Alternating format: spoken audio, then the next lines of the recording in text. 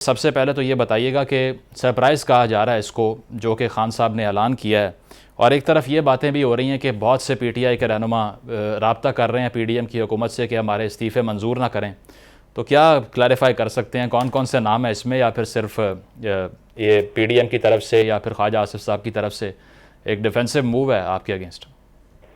बिस्मिल्लाहिर्रहमानिर्रहीम, अल्लाहुम्मा सल्ली अला मुहम्मद व आले मुहम्मद वजिल फरजहुम। देखिए, जहाँ तक बात है ख्वाजा आसिफ की, मतलब इन लोगों की तो अपनी जबान ही नहीं है। कभी फौज के खिलाफ इतनी नंगी बातें करना, फिर फौज के साथ ऐसे खड़े हो जाना कि इनसे ज्यादा सभी सावित्री कोई है ही नहीं। ये सिर्फ फजूल की बातें हैं करने की, क्योंकि ये लोग भौंकलाहट का शिकार हो चुके हैं। खान साहब ने इनको ऐसा सरप्राइज दिया है, ऐसा अटैक किया है इनके ऊपर कि ये लोग ना हाँ करने के काबिल है ना करने के काबिल है।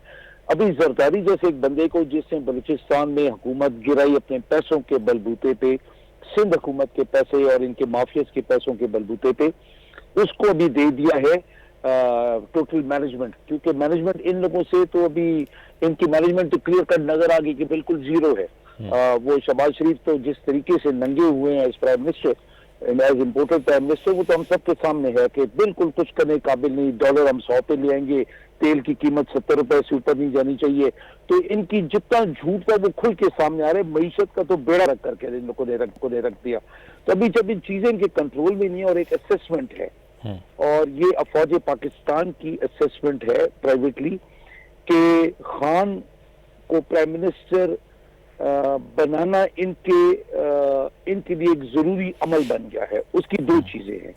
और पहली चीज ये है कि जो $600 मिलियन ओवरसीज पाकिस्तानी ने एकदम निकाला, और नंबर दो कि जहां पे इन लोगों ने अमेरिका की बातें सुनकर ये जो काम किया, चाइना जो है वो अपनी जगह इन लोगों से नाराज है कि उन लोगों ने कॉन्फिडेंस में ना लिए बगैर ये जो हरकत इन लोगों ने की। बहरहाल वो हरकत इनको मुंह के बल पड़ी और इनको मुंह की खानी पड़ गई।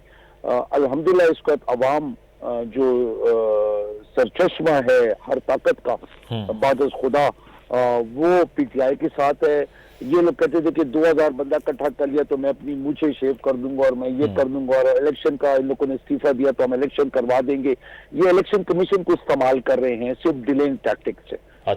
22 अरब रुपया पाकिस्तान के लिए कुछ चीज नहीं है अगर मईशत को स्टेबल करना है, अगर हालात को स्टेबल करना है। वरना अवाम इन लोगों ने देख ली है, अभी तक हम लोग पीसफुल हैं, कल हम पीसफुल नहीं भी रह सकते जब ये लोग नाजायज हरकतें करेंगे। हम जगह जगह ब्लॉकेड्स करेंगे, हम शहरों को बंद कर देंगे। इनको इलेक्शन तो इनके बाप को भी करवाना पड़ेगा, ये तो रुक ही नहीं सकते। जहां तक बात है ख्वाजा से राना सनाउल्लाह, ये जोकर्स हैं जो PMLN में जिनकी जिंदगियां पूरी हो चुकी हैं। अभी नई नस्ल को आगे लाएं जो थोड़ा तरीके से चलें, जो करप्ट ना हो, जो करप्शन के पैसे से लोगों को दबाते ना हो, और वो अपनी दहशतगर्दी से जिस तरीके से राना सनाउल्लाह इन्वॉल्व है, और आर्म फोर्सेस को एस्टेब्लिशमेंट को पता है कि राना सनाउल्लाह क्या है।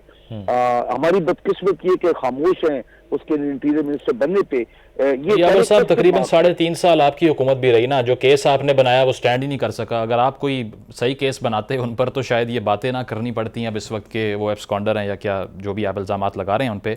बहरहाल ये जो कौमी असम्बली के हवाले से इलेक्शन कमीशन का बयान आया कि इसका कौमी असम्बली के इंतखाबात पर कोई असर नहीं पड़ेगा, तो उससे फिर क्या अखज़ करें, क्योंकि आप तो वही चाह रहे थे।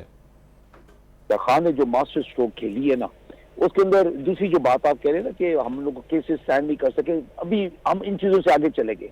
अभी हम इनको नए सिर पकड़ेंगे, और जब पकड़ेंगे तो हम अपने केसेस खुद बनाएंगे इनके ऊपर। तो जो इनके ऊपर बनते हैं उनके प्रूफ के साथ हम करेंगे। ये पीपल्स पार्टी के बने हुए केसेस जहां पे ये लोग सारे बिके हुए थे आपस में, वो चीज अभी नहीं होगी। अभी इंशाअल्लाह ताला हमें जो करना पड़ा हम करेंगे। जहां तक बात है, आप कह रहे हैं कि इलेक्शन कमीशन का तो चीफ बिका हुआ हम कह रहे हैं। हमने कहा है ये लोग तो ये बातें कर रहे हैं फॉर डिलेइंग टैक्टिक्स। तो ये डिलेइंग टैक्टिक्स अभी चलेंगी नहीं। और खान की जो मास्टर स्ट्रोक है, सूबाई असेंबली है, तो जब हम फारिग करेंगे 60 दिन में इलेक्शन करवाना है। अभी फेडरल गवर्नमेंट का इलेक्शन ये करवाना चाहते हैं उसके साथ या नहीं करवाना चाहते हैं, दैट इज देयर चॉइस। सही, ठीक है, पॉइंट आ गया आपका।